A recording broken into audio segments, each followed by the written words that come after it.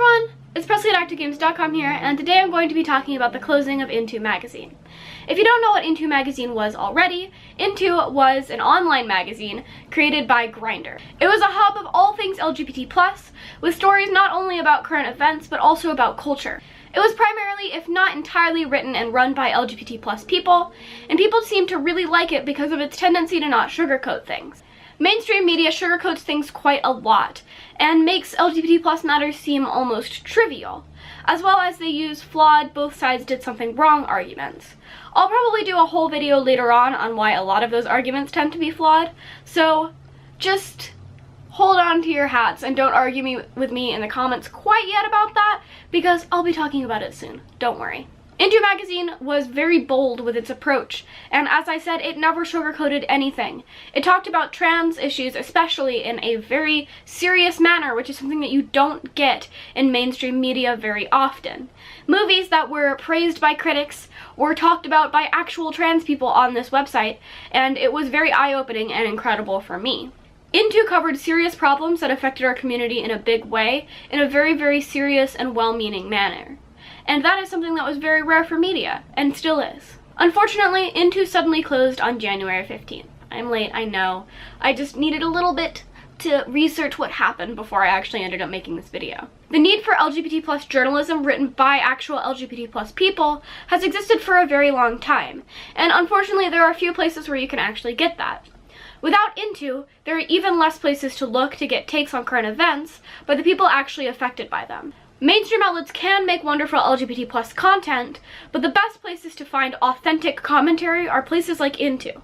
An unfortunate side effect of Into closing down is that all of their staff obviously has to look for new jobs now. It's already very hard to get work as an LGBT+ journalist, and fewer magazines are as bold as Into was. People have moved to other magazines, but workplace discrimination cannot be ignored and pushed to the wayside.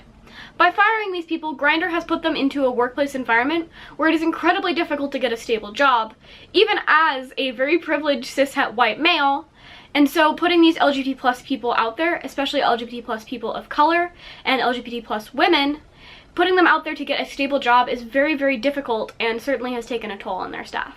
Other magazines like Into did exist, but Into happened to be incredibly well funded and had an entire travel section where people could travel and get perspectives on LGBT+ current events in other countries, which is something that you don't see very often in LGBT+ content anywhere. It was a very important place to the LGBT+ community, and seeing it be closed down was heartbreaking.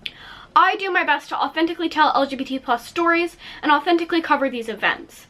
Into magazine was a wonderful resource where they talked so openly and so bravely about these topics, and they had stories that no one else was able to cover that I can take inspiration from. As well as their culture section was absolutely excellent, and I got to learn a lot more about the LGBT+ culture as obviously a baby gay. I wanted to thank the Into staff for existing and being as wonderful for as long as they were. It was a short but wild and incredible run, and I'm incredibly thankful for all of the stuff that they did for me.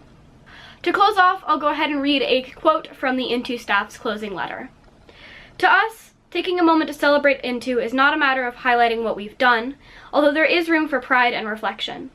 It's about doing what we will continue to do, inside or outside this publication. Lift up and celebrate our community.